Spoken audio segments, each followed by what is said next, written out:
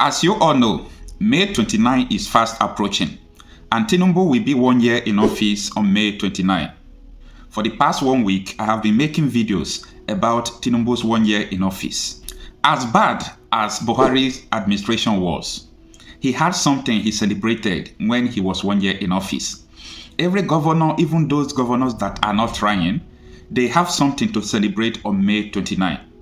But the question I have been asking all this while has been, what is Tinubu going to celebrate? Is he going to celebrate 1 year of pain, 1 year of sorrow, 1 year of increase in kidnapping, 1 year of devaluation of Naira, 1 year of everything bad we could talk about Nigeria, losing investment, 1 year of going to Saudi Arabia to lie to Nigerians that he have cancelled the visa restriction and the United Arab Emirates debunked it?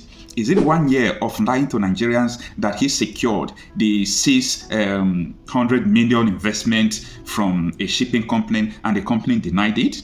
Is it 1 year celebration of share company, the total energy companies taking their investment, diverting the investment from Nigeria to Angola?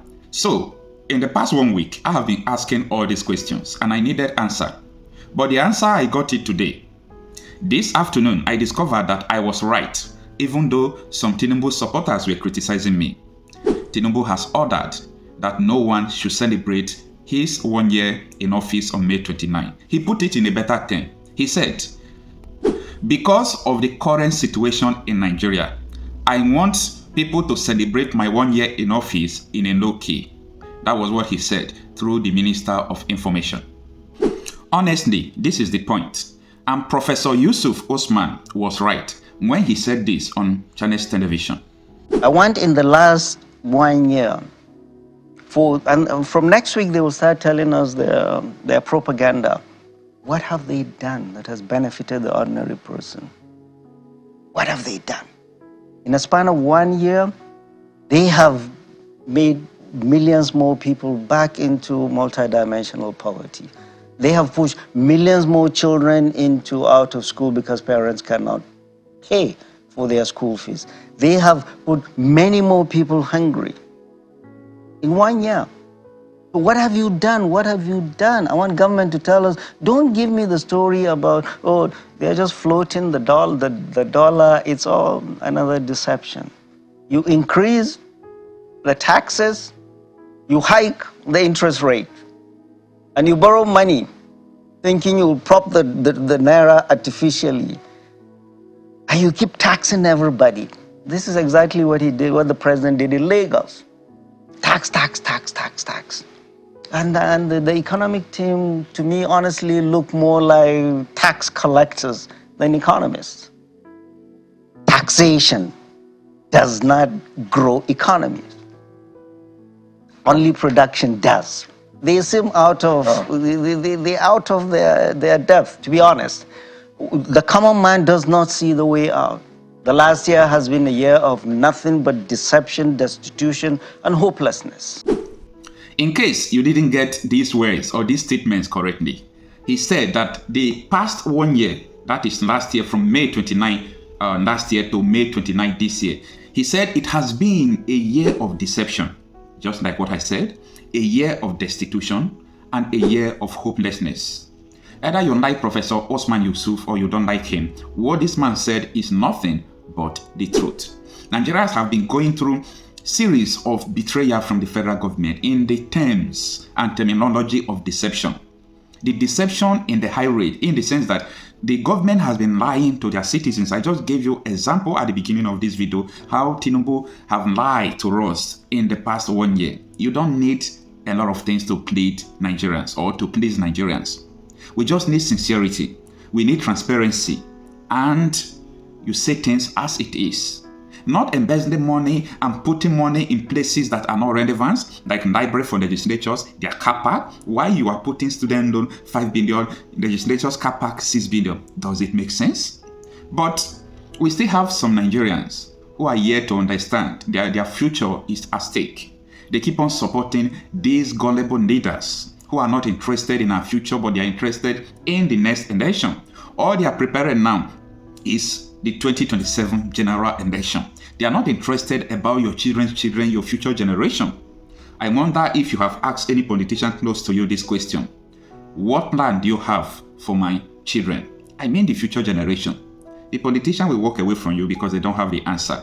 Now, just give me your 1 to 2 minutes. Let me read out these articles before we go into other explanations about these unfortunate incidents. Now, this is from Shara Reporters. It reads that Tinubu orders low-key May 29 one-year anniversary celebration.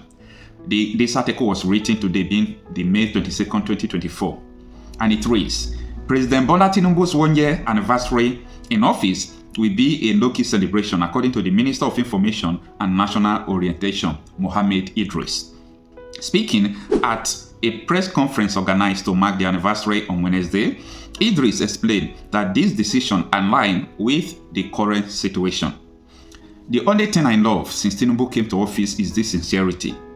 To understand that Nigerians are suffering, Nigerians are dying, to understand that he has failed, to understand that he is weak, that he has not delivered the dividends of democracy to the people. That is the only sincerity that Tinubu has brought to the limelight. Now, let me continue to read this article for you. The next paragraph reads, he was joined by the Secretary to the State Government of the Federation, George Akume, and the Minister of Budget and Economic Planning, Abubakar Bagudu. The minister emphasized that the low-key celebration was a deliberate choice. Let me repeat that statement. The minister emphasized that the low-key celebration was a deliberate choice in response to prevailing national conditions, underscoring the administration's sensitivity to the nation's challenges. Very right. As I said before, I celebrate Tinubu for this. I celebrate Tinubu for understanding that he has failed, that there is no need to celebrate. There is no cause to celebrate. If you think that this is just because of criticism that is making us to come out to air our view, you are lying. When someone does something that we like, we'll celebrate him. So at this moment, I am celebrating Tinubu for saying the truth that he failed, for saying the truth that he is not worth 2027 election, for saying the truth that he doesn't worth the votes of the electors, even though only few people voted for him. We know what transpired in the last election.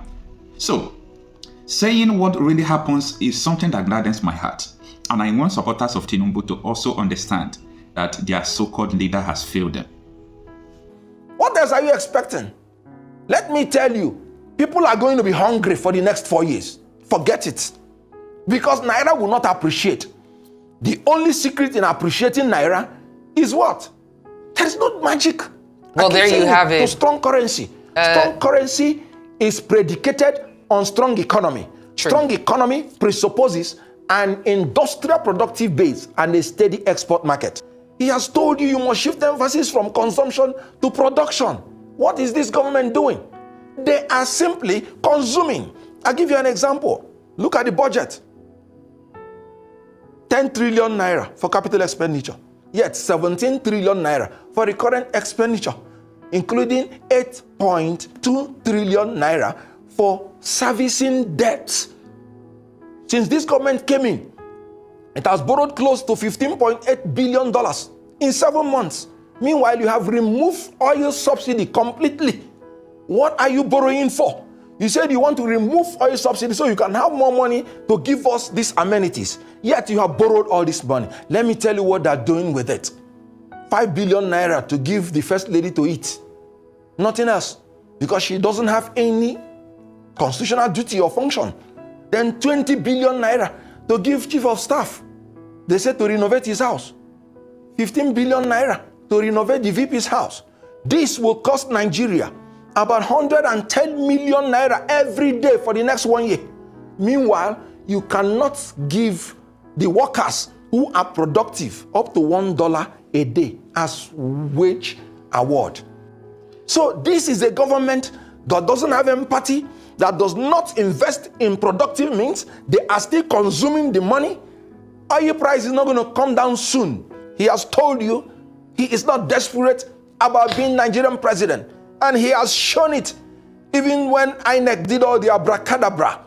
You know what Obi say? Calm down. We wouldn't need to destroy the nation.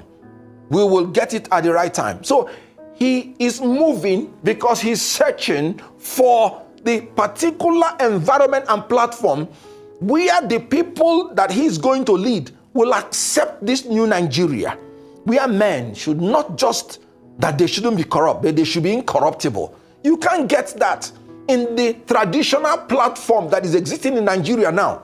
You cannot get it in PDP. You cannot get it in APC. I dare anybody that wants to confront what I'm saying. So I agree with you.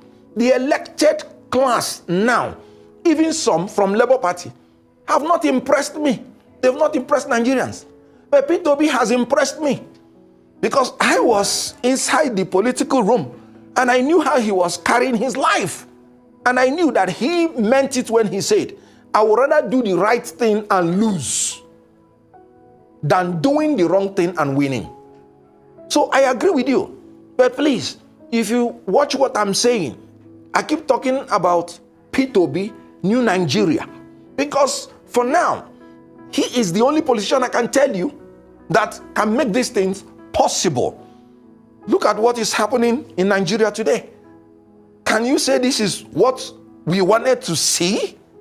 That our debt now is 88 trillion naira. And what are you spending it for? Nothing. Consumption. Buying SUVs, 100% imported for 469 members of the National Assembly. And then you are talking about job creation. You know, he said his 8 priority areas. You know, he mentioned it in the speech. National defense and security. He has failed on that. Job creation. He has failed on that. Look at it. Macroeconomic stability. He has failed on that. He said he removed dual foreign exchange and wanted to make a single exchange. Are we not having the dual today? They are saying 800 naira official rate and you have 1,200 naira. He has failed on that. You talk about investment environment optimization. He has failed on that. You talk about this is his own 8th priority area. You talk about poverty reduction. He has failed on that. You talk about social security. He has failed on that. You talk about human capital development. He has failed on that. What else has he not failed on? So, you know, if you want to know how the 4 years will be, you start from 7 months. In these 7 months, how has he worked hard to cut wastage? I just told you about 40 billion naira is going to go into consumption that will add no productivity to Nigeria. I just told you a man who said he wants to revamp the economy, revitalize the industrial sector, and yet you're buying 469 imported SUVs when you have products that are assembled in Nigeria that you could have bought to improve the productive capacity of these firms. So what else is he going to do differently? He has borrowed about 15.8 billion naira, $billion. When is he going to pay all this? He's spending 98% of the revenue servicing debts and he's borrowing more. What else are you expecting? Let me tell you, people are going to be hungry for the next 4 years. Forget it. Because Naira will not appreciate. The only secret in appreciating Naira is what? There is no magic.